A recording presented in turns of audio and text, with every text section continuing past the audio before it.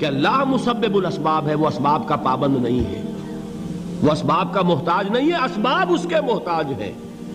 اگر یہ یقین ہے تو اللہ پر ایمان ہے، یہ نہیں ہے تو تمہارا ایمان اسباب پر ہے، وسائل پر ہے، ذرائع پر ہے، مادیات پر ہے، اللہ پر نہیں۔ اس وقت کہاں راستہ تھا؟ کوئی راستہ تھا؟ سمندر ہے اور ادھر سے لشکر آ گیا ہے۔ کلا ان معی ربی سیہدین۔ اب دیکھیے ایمان کہہ دینا آسان ہے، ہوا معکم اینما کنتم، جہاں کہیں بھی تم ہوتے ہو اللہ تمہارے ساتھ ہوتا ہے، لیکن اس کا یقین قائم ہو جائے تو زمین و آسمان کا فرق واقع ہو جائے۔ یہی بات ہوئی حضور کے ساتھ۔ غار ہے، چھپے ہوئے ہیں محمد الرسول اللہ اور آپ کے وہ یار غار ابو بکر صدیق رضی اللہ تعالی عنہ۔ اقبال نے حضرت ابو بکر کی شان میں چند اشعار کہے صرف، لیکن واقعہ یہ ہے کہ بھاری بھاری نظموں پر اور قصیدوں پر بھاری ہے، طویل ترین نظمیں اور قصیدے ہوں ان پر بھاری ہے۔ ہمت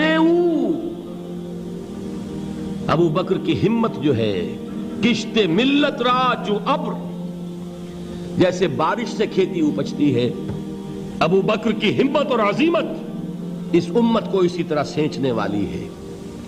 ثانیے اسلام و غار و بدر و قبر، وہ دوسرے تھے اسلام میں، دوسرے پہلے کون تھے؟ انا اول المومنین، حضور فرماتے ہیں سب سے پہلا ایمان لانے والا میں، دوسرے ابو بکر۔ ویسے ہمارے ہاں یہ چلتا ہے اختلاف، حضرت علی پہلے ہیں کہ حضرت ابو بکر پہلے ہیں، لیکن اس میں بڑی خوبصورت تطبیق قائم کی ہے علماء نے اور بہت صحیح ہے۔ چار کے بارے میں فیصلہ ہی مت کرو کہ کون پہلے ہے، ان کی ایک عجیب تقسیم کر دی ہے۔ آزاد مردوں میں، بالغ مردوں میں سب سے پہلے ابو بکر، بچوں میں سب سے پہلے علی، خواتین میں سب سے پہلے خدیجہ، اور غلاموں میں سب سے پہلے زید ابن حارثہ۔ بڑی پیاری تقسیم ہے، یہ چاروں ہی پہلے ہیں، ہر ایک کے لیے اولیت ہے۔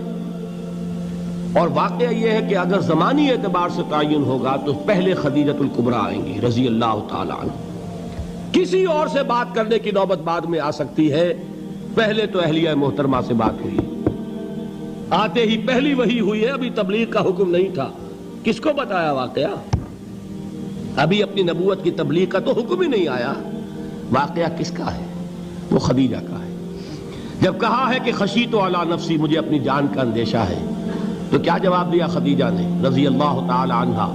وہ صدیقۃ الکبریٰ ہے۔ صدیقات جو ہیں خواتین، ان میں چوٹی پر خدیجۃ الکبریٰ ہے رضی اللہ تعالی عنہا، اور صدیق جو مرد ہیں ان میں صدیق اکبر ہے ابو بکر صدیق رضی اللہ تعالی عنہ، لیکن صدیقات میں چوٹی پر۔ جب حضور نے فرمایا خشیت علی نفسی، کیا فرمایا، کیا عرض کیا، کیسے تسلی دی؟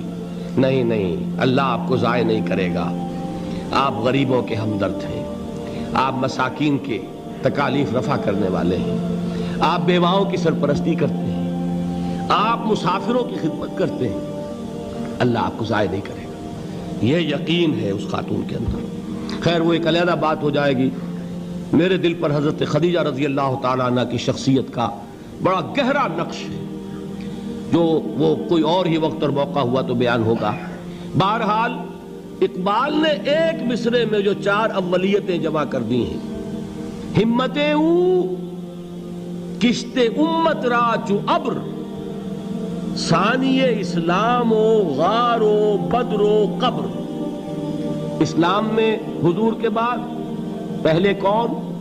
ابو بکر۔ غار میں حضور کے ساتھ کون؟ ابو بکر۔ بدر کی رات اللہ کا رسول سر بسجود، وہ جھاڑ، وہ گھاس پھوس کی جو جھوپڑی بنائی گئی تھی، اور وہاں تلوار ننگی لے کر پہرا دینے والا کون؟ ابو بکر۔ اور اس حجرہ عائشہ میں محمد کے بعد سب سے پہلے دفن ہونے والا کون؟ ابو بکر رضی اللہ تعالی عنہ صلی اللہ علیہ وسلم۔ وہ جو معاملہ میں سنا رہا تھا غار ثور کا، حضرت ابو بکر بھی حضور کے خیال سے لرز گئے ہیں. آپ کو یاد ہوگا کہ جا کر پہلے تمام جتنے سوراخ تھے انہیں بند کیا ہے. ایک سوراخ رہ گیا تھا جس کو بند کرنے کے لیے کوئی کپڑا نہیں تھا. وہاں اپنی ایڑی رکھی ہے. تب کہا ہے حضور سے تشریف لائیے, اور اپنے زانو پر حضور کو لٹایا ہے. اور وہاں کسی موذی جانور نے کاٹا ہے. حضور کی آنکھ لگ گئی تھی. اس وقت اس بل کے اندر جو بھی بچھو ہے کیا ہے واللہ عالم, اس نے کاٹا ہے. اس کی تکلیف کی وجہ سے ابو بکر کی آنکھوں سے آنسو ٹپک گئے. حضور کے چہرے مبارک پر پڑے ہیں تو حضور جاگے ہیں معاملہ کیا ہے. ایڑی نہیں ہٹائی وہاں سے, مبادا وہ جانور وہاں سے نکل کر محمد الرسول اللہ کو کوئی گزن پہنچا دے. ابو بکر کی ایڑی ہے, جس طرح چاہے کھا لے, ختم کر دے, جان نکل جائے تب کوئی آنچ آئے محمد پر تو آئے, لیکن جیتے جی نہیں. وہ ہے ابو بکر. حضور کے خیال سے اس وقت حضور نے پھر اپنا لعاب دہن لگایا ہے, اور اس سے پھر آپ کی تکلیف ختم ہوئی.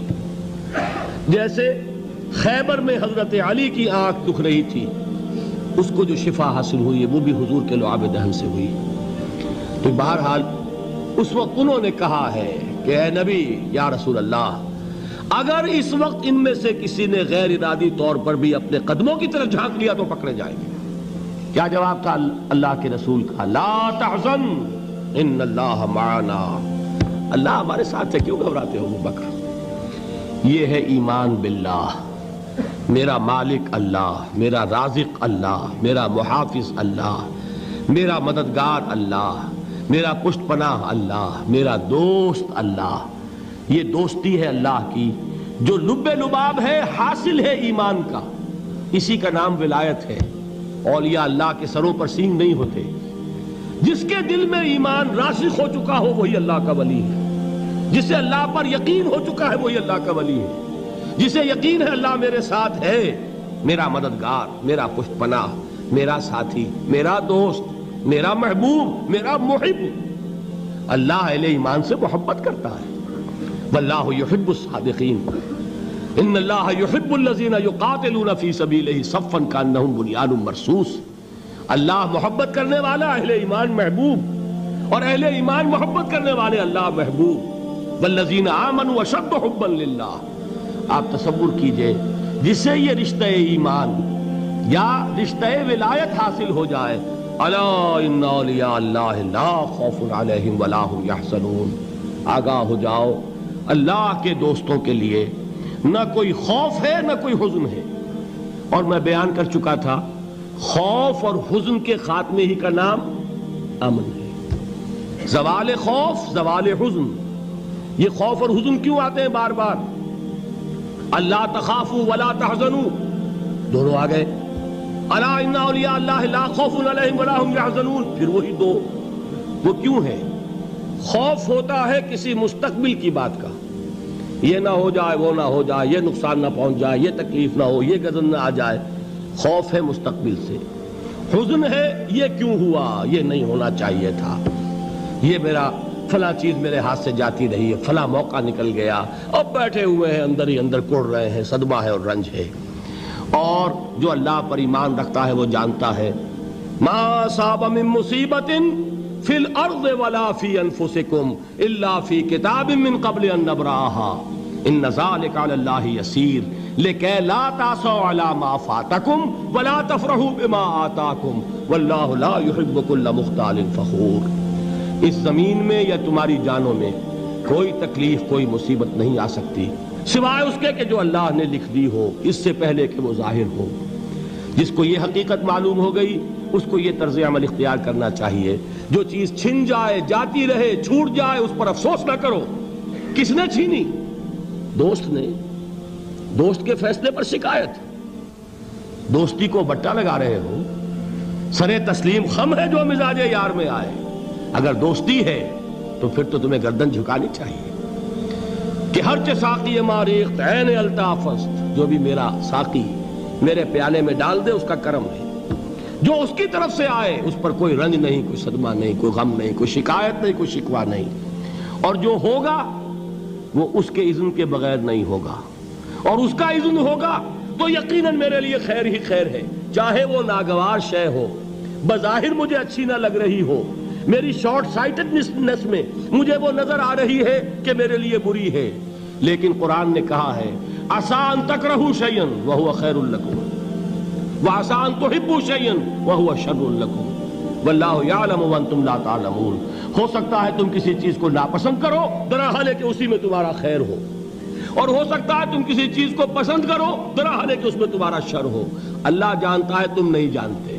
جب مجھے یہ بات معلوم ہو گئی، میں نے اپنا معاملہ اللہ کے حوالے کیا۔ سپردم بے تو مایا خیش را، تو دانی حساب کم و بیش را۔ اے رب، جو تو چاہتا ہے وہ ہو، تیرے علم میں جو شے میرے لیے خیر ہے وہ ہو جائے، میری کوئی پسند نہیں، میری کوئی چاہت نہیں، یہ ہے راضی برضائے رب۔ اکبر الہآبادی نے اسے کہا ہے رضائے حق پہ راضی رہ، یہ حرف آرزو کیسا، خدا خالق، خدا مالک، خدا کا حکم تو کیسا۔ جب میں آ گیا بیچ میں، میری پسند، میری مرضی، میری خواہش، میری چاہت، یہی تو شرک ہے۔